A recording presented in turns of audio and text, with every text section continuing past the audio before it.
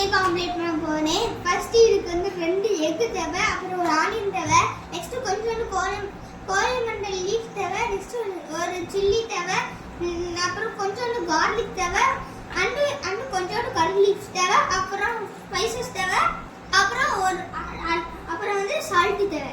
வாங்க ஏதாச்சும் பண்ணலாம். ஃப்ரெண்ட்ஸ் நான் இப்போ ஆனியன் கட் பண்ணியிருக்கேன் ஃப்ரெண்ட்ஸ். நெக்ஸ்ட் சில்லி கட் பண்ணியிருக்கேன் ஃப்ரெண்ட்ஸ். இது கிட்ஸ் சாப்பிடணும் கண்டிப்பா. சீட்ஸ் எல்லாம் எடுத்துட்டு, சீட்ஸ் எல்லாம் ரொம்ப உரப்பு கொடுக்கும். நெக்ஸ்ட் நான் இப்போ வந்து முட்டை உடைச்சு இதில் போட போகிறேன் ஃப்ரெண்ட்ஸ். இப்போ நான் இந்த ஃப்ரெண்ட்ஸ் இப்போ நான் வந்து இதில் 2 முட்டை உடைச்சு ஊற்றிருக்கேன் ஃப்ரெண்ட்ஸ். நெக்ஸ்ட் நம்ம இப்போ வெட்டினோட அந்த ஆனியன் எல்லாம் முட்டையில் போட போகிறேன் ஃப்ரெண்ட்ஸ்.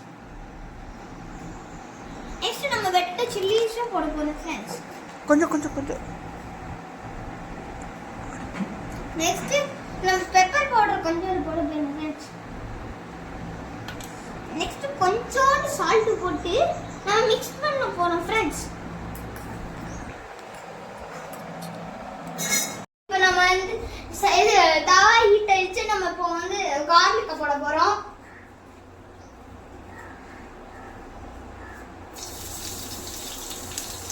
நெக்ஸ்ட் நம்ம கரி லீஃப் போட போறோம்.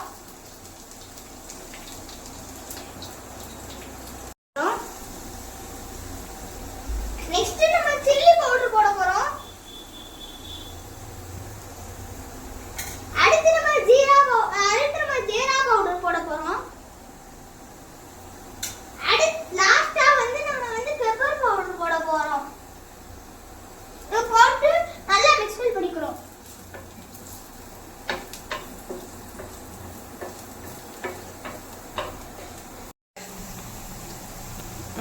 இப்போ நம்ம எக்கோட மிக்ஸ் பண்ண முட்டை இப்போ நம்ம மெதுவா கைஸ் இப்போ மசாலா ஆம்லேட் ரெடி ஆயிடுச்சு கைஸ். இங்க நல்லா வந்திருக்கு கைஸ். இப்போ நம்ம கொஞ்சம் கோரிய லீஃப் போட்டுக்கணும் கைஸ். கைஸ் மசாலா ஆம்லேட் ரொம்ப நல்லா வந்திருக்கு. நீங்களும் ட்ரை பண்ணி பாருங்க கைஸ்.